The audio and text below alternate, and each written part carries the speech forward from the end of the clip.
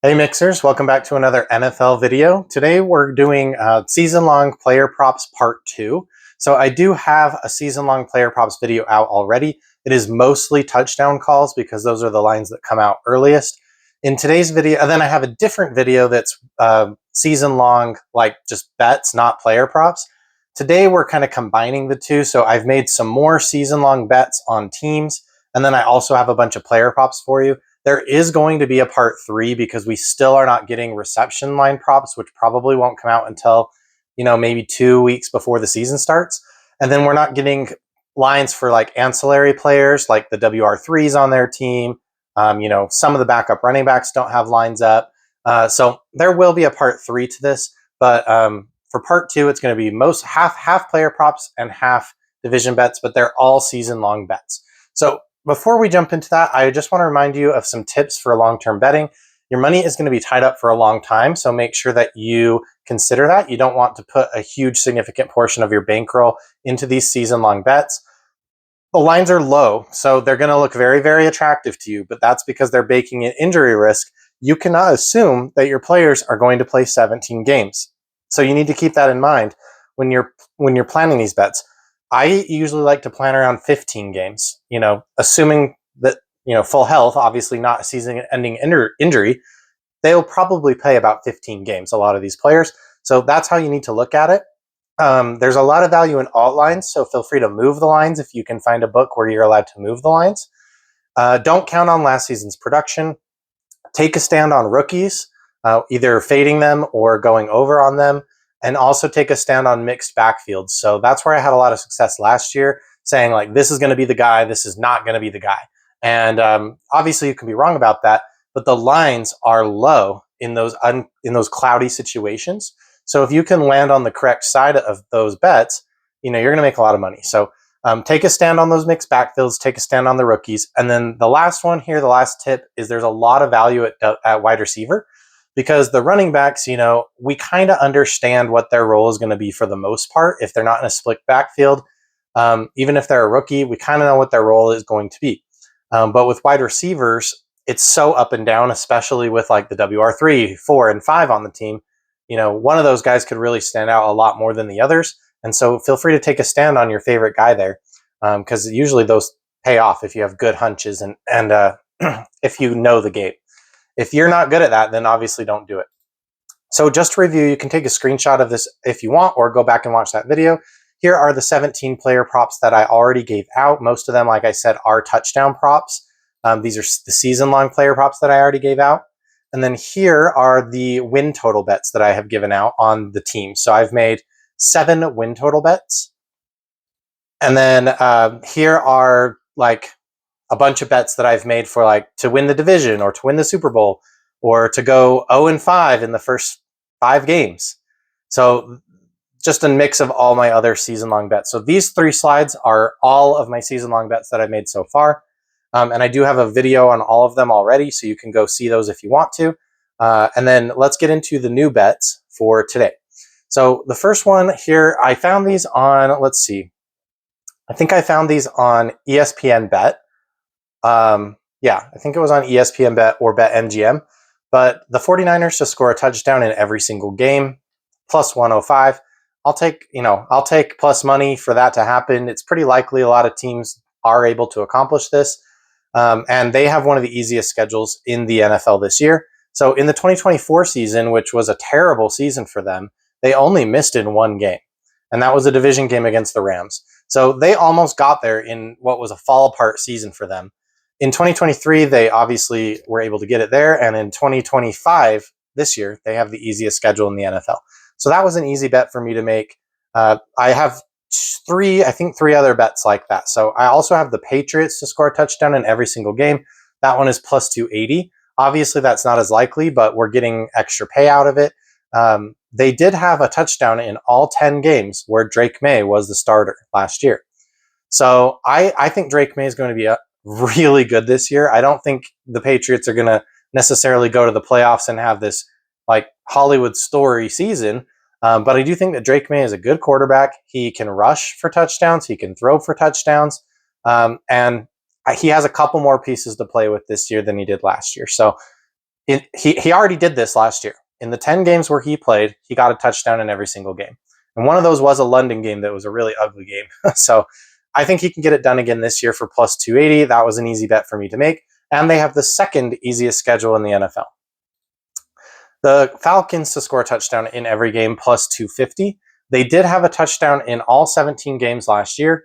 So all they have to do is repeat what they did last year. I think Michael Penix is just as good as Kirk Cousins, if not a little better. And I think that Bijan Robinson might be the running back 1 overall in the entire league. So obviously they are in the weak NFC South where they should be able to easily get the touchdowns in those games. And then their overall schedule is not too difficult. It's not a cupcake schedule, that's for sure. But for 2 plus 250, I already bet these guys to win their division. I'm going to go ahead and just take a touchdown in every game. And then the Jaguars to win the AFC South. Now, I already have a bet on the Texans to win the AFC South, but they're both at plus money. So whichever one wins will pay for the other one with a little bit of profit left over. Unless, of course, the Colts or the Titans win, then I just lose both bets. But if that happens, I'd be surprised. I mean, this is a weak division. Anyone can win it. But I think the Jaguars have a real chance here, and I think the Houston Texans have undoubtedly the best defense in that division. So I think they both have the best chances to win. Trevor Lawrence did have, he has 4,000 to 5,000 passing yard upside when he's healthy. He has not been healthy the last 2 seasons, but the first season where he was healthy, he had an incredible season, and he almost went to the playoffs that year. They just kind of fell apart down the stretch, when he got injured. And so I think that the Jaguars could look like a Bengals light team. Like Trevor Lawrence would be the Joe Burrow, and then Brian Thomas Jr. would be Jamar Chase, and then T. Higgins, that would be Travis Hunter. So I think they have not as good of they don't have a good defense, but neither do the Bengals. And I'm not saying Trevor Lawrence is Joe Burrow, but I just think they could be a Bengals light team. I think their team is going to be similar in play style to the Bengals, and that could lead to a lot of high scoring games because they don't have the defense to stop people from scoring. All right, the next bet here is the 49ers to start 3-0 plus 225. They are playing in Seattle in their first week. They have not lost in Seattle since 2021, even in last year when they were having a fall apart season, and they lost at home to the Seahawks, but they didn't lose in Seattle. Lately, Seattle has become a really bad home team over the last 2 seasons, and they've been a lot better on the road. So that's been kind of interesting. After Seattle, they go into New Orleans to take on what could be the worst team in the NFL this year, and then at home against the Arizona Cardinals, who are the worst team in their division. So I think they have a good chance to start 3-0 for plus 225. I also took the Pittsburgh Steelers to start 3-0 plus 450. Now, I did bet the Jets on the money line in week 1. So obviously both of those can't hit. If the Steelers end up winning in week 1, I think they have a good chance to win the other 2 games in Seattle and then, hosting Seattle, and then in New England at the Patriots. I think they have a good chance against those teams.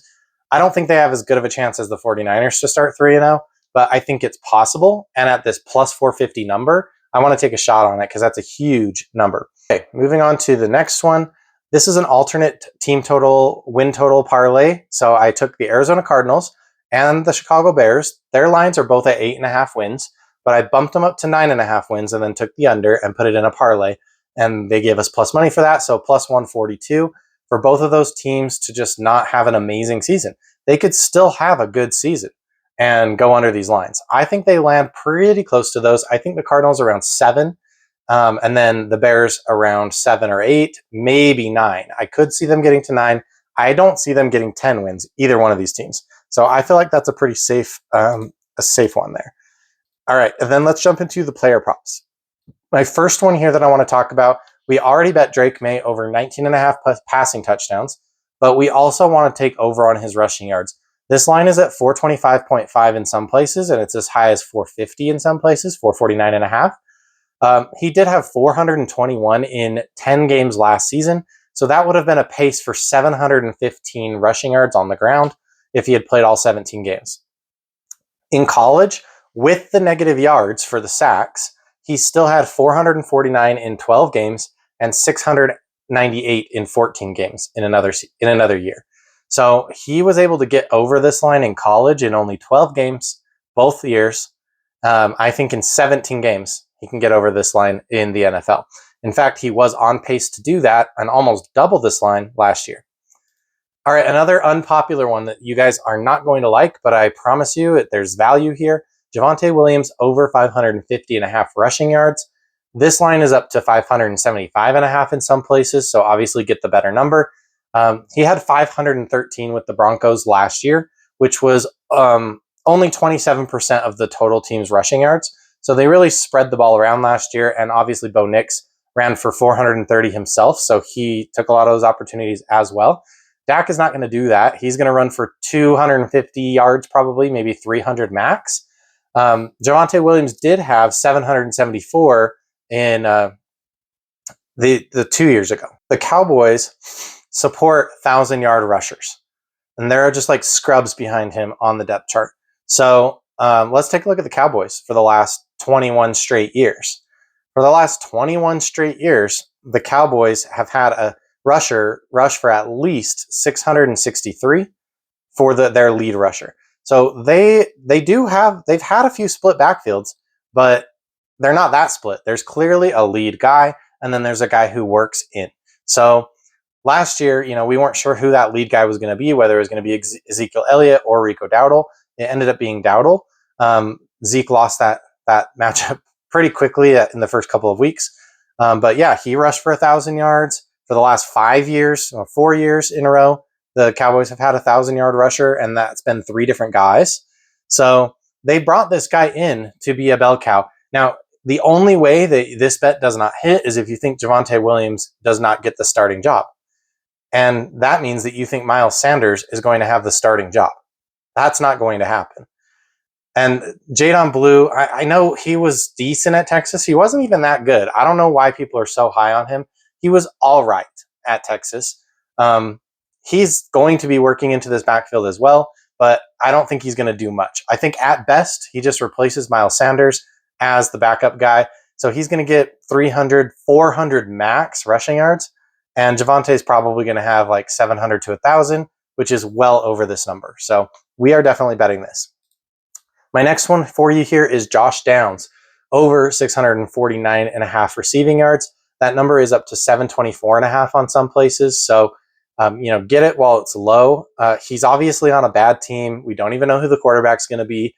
But here's why I like it. So in 2023, he had 771 receiving yards with Gardner Minshew. In 2024, last year, in the terrible Colts season, he had 803. And that was with some of the worst quarterback play we've ever seen with Anthony Richardson. And then obviously in and out of the starting lineup. But he was so bad last year, and Josh Downs did better even than he did with Gardner Minshew. So the Colts will probably be playing catch up in a lot of their games because they're not a good team, and they're going to be throwing. Josh Downs is elite. He is super fast. He wins contested catches. He gets open. He's an amazing player. I feel bad that he's on this team. I wish he had a better opportunity. But I think that he's going to at least get us to this number. And I don't think it's out of the realm of possibility for him to cross the 1,000-yard receiving mark if he has decent quarterback play, which is obviously a big question. I don't think he's going to get elite quarterback play, definitely not. But he produces. This guy produces. All right, next we have Ashton Jeanty over 3.5 100 rushing yard games, 100 plus. So this is on Underdog. I haven't seen it anywhere else. But Ashton Jeanty had 100 plus rushing yards in every single game last year in college. Let me repeat that. He had 100 rushing yards at least in every single game. And he was not on the best team in the league. So this guy can run. He is the number one rusher in the draft for a reason. A lot of people felt like he should not have been passed over for the Heisman, which I have my own thoughts and feelings about that, but he is definitely in the conversation of that type of player who could win a Heisman. So he's going to run. He's going to run. The Raiders are not a good team, but I do think they upgraded with Geno. They have Brock Bowers. They now have Jeanty. So they've got a couple of pieces that they're putting together here. And because they're not a great team, especially on defense, they're going to be in a lot of high-scoring games. So Ashton Jeanty is going to get his opportunities. All we're asking for is 4 games here. 11 running backs last year had over 4 games with 100+ yards last year. So that is about half the team, like half the league basically had this. And so if you think Ashton Jeanty is a top 11 running back in the league, which he's being drafted as like a top 5 running back in the league, then he's going over this number. Next, we have a big kind of risky one. People have strong feelings about this player, but Christian McCaffrey over 2.5 100 rushing yard games. He did not have any last year, which we obviously know he struggled last year. He did have 7 of these games in 2023. He had 5 in 2022. And then he had a bad year before that, but then the 2 years on the Panthers before that, he had great seasons. We just need 3 here. So the 49ers, we've already covered this in multiple videos. They have the easiest schedule in the NFL. And so Christian McCaffrey should be getting those 100+ yard games. My only concern with this is that maybe finally, for the first time after what happened last year, Kyle Shanahan does not give him the touches he needs to go over this line. So maybe if the 49ers have the game well in hand, they're clearly going to win the game. Then they take carries away from Christian McCaffrey and give them to Isaac Guerendo. And Christian McCaffrey ends up getting 90-yard games a lot of the time. That is the only way I see this not hitting. Or obviously if he has a major injury and he's out for the season, but he should be okay. I mean, he should be able to be on the field. He's fully healthy. Right now is the best we're ever going to get out of him. And maybe he hits this in those first 3 games that I told you the 49ers are probably going to win. So then we just don't have to worry about it the rest of the year. Next one here, we're betting on Isaiah Likely, and this is for an extra payout. So consider that. I could not find a line at 3.5 for a regular payout, but I found a line at 4.5 on Boom Fantasy for a little bit over 2x. So this is basically like, I don't know, plus 250, plus 300 that we're getting here on this value. This is a quote from John Harbaugh. I want to see Isaiah Likely be an all-pro. That would be my goal for him, and he's capable of it. Obviously, Mark Andrews is getting a bit older. He's only 28, so it's not like he's like Travis Kelce's age, but he's getting older. He did just drop a touchdown pass last season that sealed like the end of the season for the Ravens. And then here's the other fun fact. Lamar Jackson does not rush in the red zone, okay? He doesn't do it. He either hands the ball to Derrick Henry or he passes it to one of his 2 enormous tight ends. He does not pass to Zay Flowers. He does not pass to Rashad Bateman in the red zone, and he does not run. So Isaiah Likely is going to get his opportunities. In fact, oh my gosh, last year he had 6, which was over this line. The year before that, he had 5, which was over this line. His first year in the league, when Mark Andrews was leading the team in touchdowns, he still had 3. So he's going to get close to this line and probably over. And I do think he is going to get a few more of those looks in the end zone. By the way, he did have a couple touchdowns last year that were called off. Like there was that notorious one in the back of the end zone where his foot was basically like partially on the line because he has enormous feet. So he could have even had 7 last year. I think the Ravens are going to regress a little bit. So I don't think he's going to have 7, but I do think he can get us 5, especially for that extra payout. So Mark Andrews, by the way, in those same 3 seasons that Isaiah Likely had 3, 5, and 6, Mark Andrews had 5, 6, and 11. So even if some of Mark Andrews' touchdowns go to him, he's crushing this line. This last one here is a little bit risky. You kind of just need to decide if you want to take a shot on this guy or not. I am not high on the Bears this year, but this line was kind of low, so I wanted to take a look at it with you guys and see what you think. Luther Burden over 450.5 receiving yards. They drafted this guy to be the slot guy. They drafted this guy to replace Keenan Allen. The slot is all Luther Burden has played. He has not played outside in college. So Ben Johnson knows that. He's not going to draft this guy and then put him outside. The only thing that I could see happening here is that he doesn't play at all. Like he's not healthy right now. He's missed a lot of training camp. We can expect him to get off to a little bit of a slow start. And maybe Ben Johnson just goes to his tight ends. Colston Loveland, who he drafted, with a really high draft pick. And then also, Cole Kmet, who's not bad. So maybe he just goes with those guys as the slot guys and maybe Luther Burden never gets there. But if he does become the slot guy, the Keenan Allen role for this team, he's going to feast and way over this number. So last year in a down year in college, he put up 676 in only 12 games. and he put up 1,200 the year before. So that was when he was the number 1 in his team. Now he's the number 3, maybe the number 4. So this one's a little bit risky. Health is the major concern here. I'm probably going to take a risk on this one, though. So here is a recap of those bets. I'll just quickly read through them, but you can take a screenshot if you want. We have the alternate team total parlay, Cardinals under 9.5 and Bears under 9.5. We have the Steelers to start 3-0 for a juicy plus 450 payout. We have the 49ers to start 3-0 for plus 225. We have the Falcons for a touchdown in every game, plus 250. The 49ers for a touchdown in every game, plus 140. The Patriots for a touchdown in every game, plus 280. And then we have Drake Maye over 425.5 rushing yards, probably one of my favorite bets. Ashton Jeanty over 3.5 100 plus rushing yard games. Jaguars plus 290 to win the AFC South. Josh Downs over 649.5 receiving yards. Isaiah Likely over 4.5 receiving touchdowns. And remember, that is for a plus payout, almost 2.5x payout on that one. And then Luther Burden over 450.5 receiving yards.